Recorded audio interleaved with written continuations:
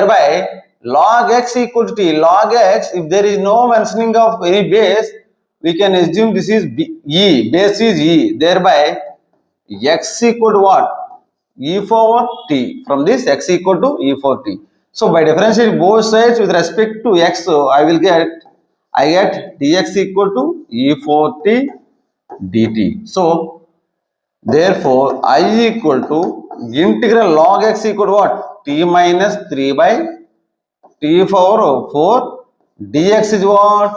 Dx equal to e for t into dt. Keep it aside. Integral t by t for 4, t by t for 4 minus 3 by t for 4 e for t dt. This is equal to t, 1 t get cancelled, so integral 1 by t cube minus 3 by t for 4.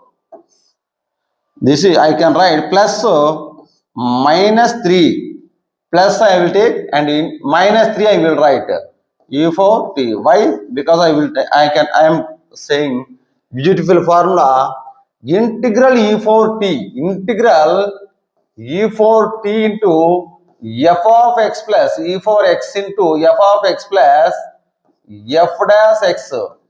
If I taken this one dx, this is equal to e for x into f of x. Solution. Okay. If you know this formula, just write down in brackets. Integral e for x, f of x plus f dash x dx equal to e for x, f of x. So from this, we can take, this one is 1 by t cube is f of x. And minus 3 by t cube, f dash x, differentiation. 1 by t cube differentiation is what? Minus 3 by t cube. Minus 3 by t for 4. This is f dash x. So immediately I can write e for t into f of x is what? 1 by t cube. Just e for t is what? E for t is x. So e for x, no, e for t is what? X. So immediately I can write e for t x into 1 by t is what? 1 by e for t into 1 by t cube. T from this, x equal to e for t. So